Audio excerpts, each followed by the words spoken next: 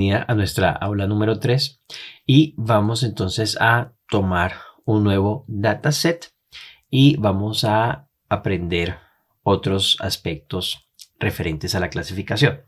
Entonces, para ello vamos a acceder al siguiente link, bit.ly. No te tienes que preocupar con el nombre del link. Después, al momento de preparar el ambiente, yo lo voy a facilitar. Se llama Projects.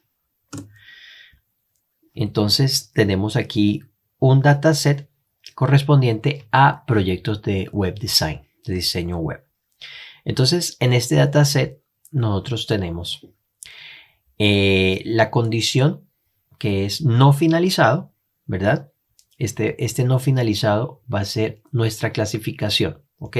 Entonces 1 quiere decir que no fue finalizado y 0 que sí fue finalizado. Las horas esperadas de trabajo y el precio que se cobró, ¿ok? Entonces, si se esperaba 26 horas y se cobró 192, estamos aquí en dólares, nuestro dataset está en dólares, entonces no fue finalizado.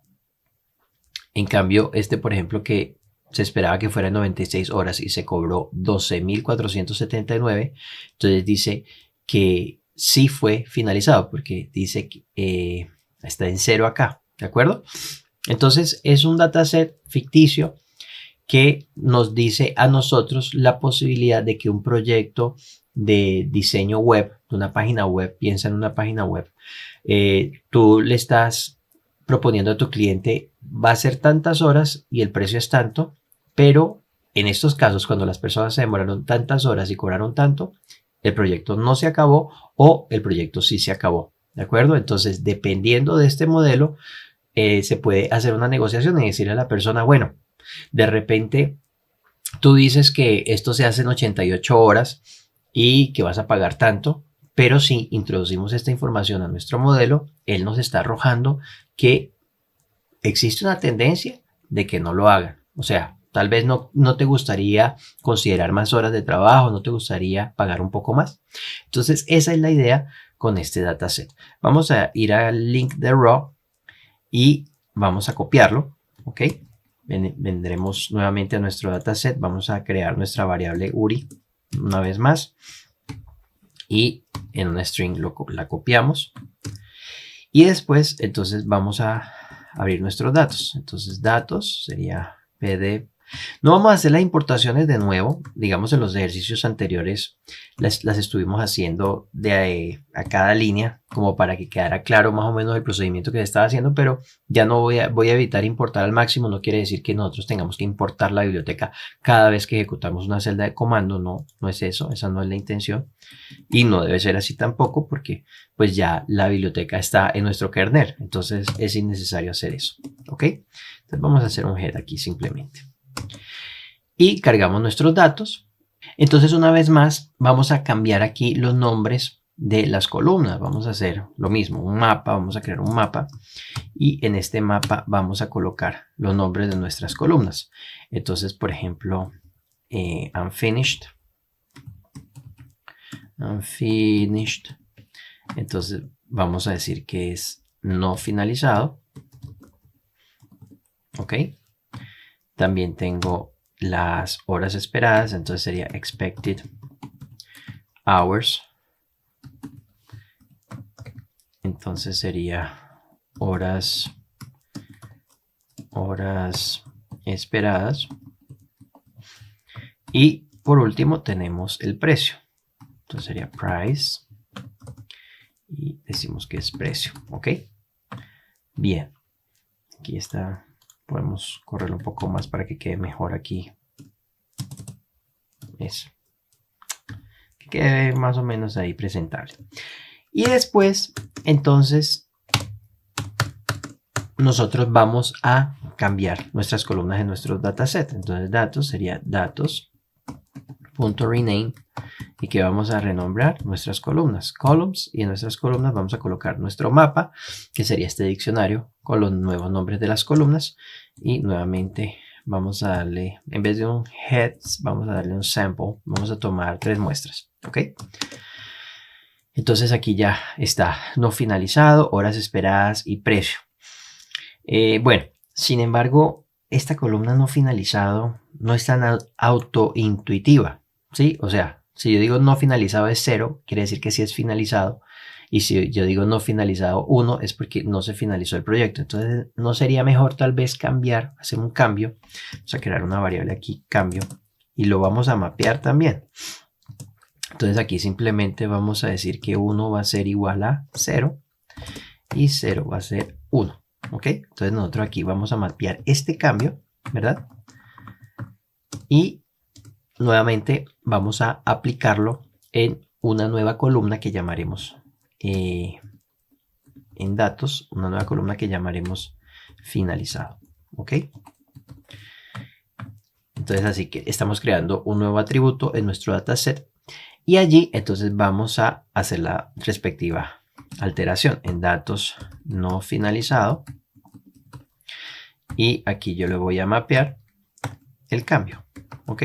Entonces yo ahí lo que voy a hacer es invertir. Entonces si yo creo más celdas de código, si yo le digo un datos.sample, vamos a tomar 5 muestras.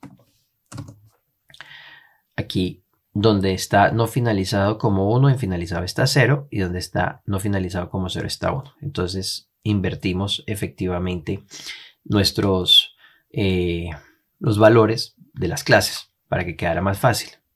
Ahora vamos entonces a graficar. Entonces vamos a importar la biblioteca Seaborn, ¿ok?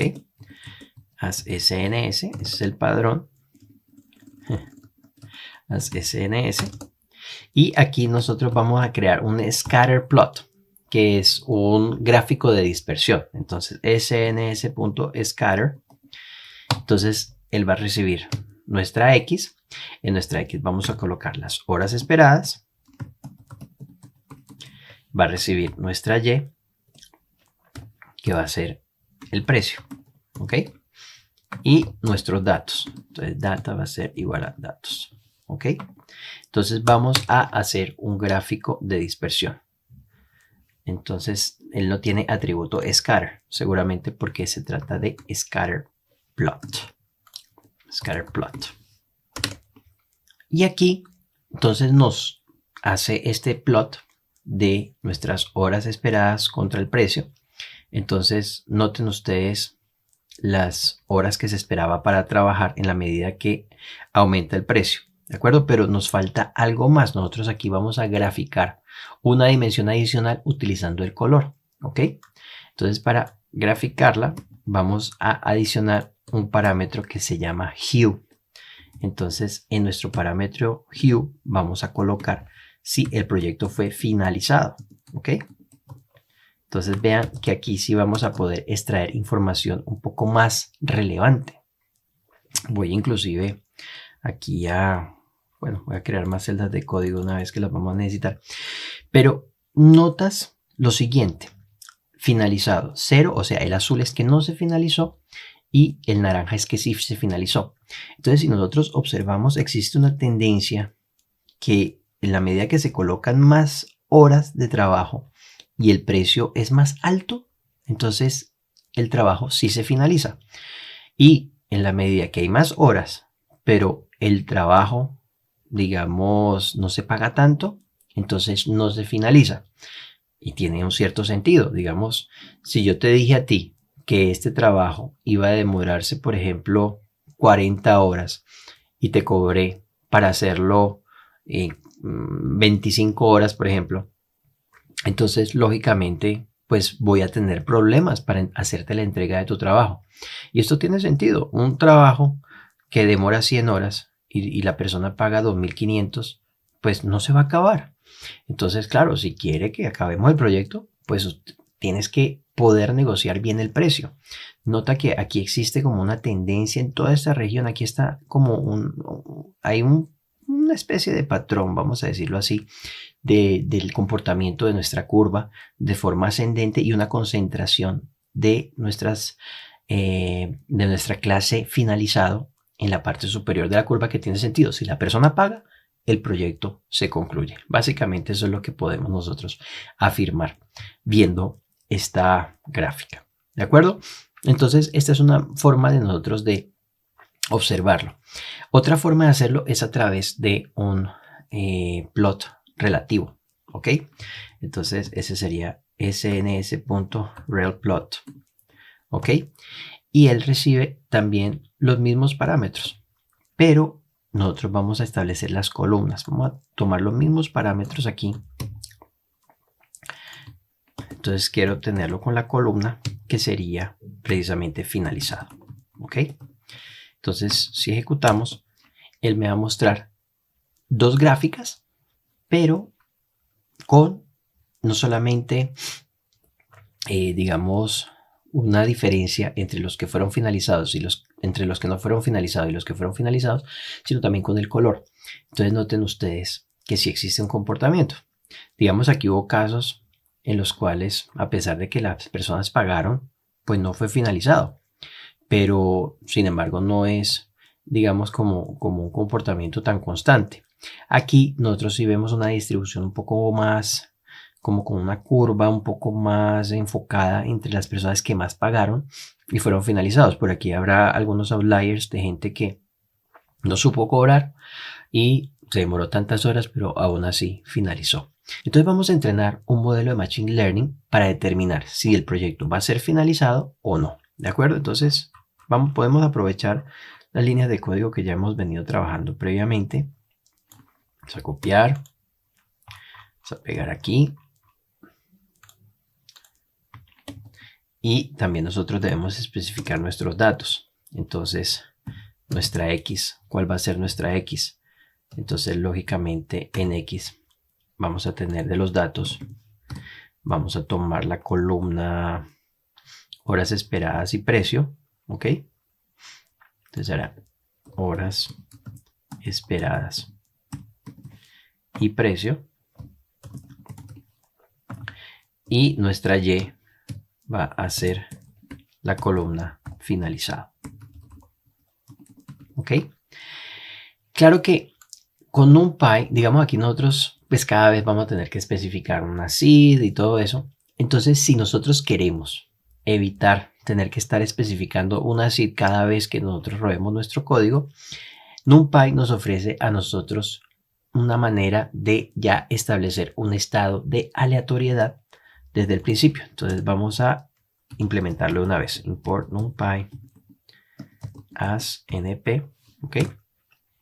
Entonces se va a llamar np.random.seed, ¿ok? Entonces nosotros aquí estamos colocando un estado de aleatoriedad y aquí nosotros colocamos nuestra seed. Podemos inclusive dejarla misma o cambiarla, no hay ningún problema. Vamos a dejarla misma. Vamos a decir que la random seed va a ser 42. Y de esa manera, mientras nosotros estemos en nuestro runtime, no tenemos que preocuparnos aquí con random seed, ¿ok? De esta forma ya evitamos este paso. Y adicionalmente, bueno, aquí será horas esperadas, ¿qué pasó? Y precio. Y también podemos ver con cuántos datos entrenamos, ¿ok? Entonces podemos inclusive tomar esta línea de código, ¿verdad? Y hacer un print aquí también en la parte inferior, ¿ok?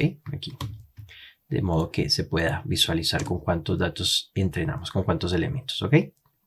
Entonces, básicamente podemos ejecutar nuestra celda y dice que entrenamos con 1617 elementos y probamos con 540 elementos.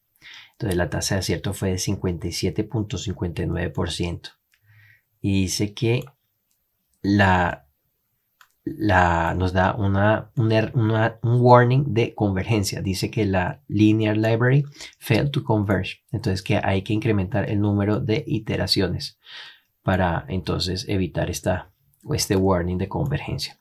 Claro, digamos aquí hay que tratar de entender cómo es que nuestro algoritmo está realizando esta clasificación para ver por qué nos está arrojando este warning. Entonces el siguiente paso en nuestro próximo video va a ser mostrarle a nuestro algoritmo todos los posibles puntos y que él nos pueda indicar por qué clasificó, cómo clasificó.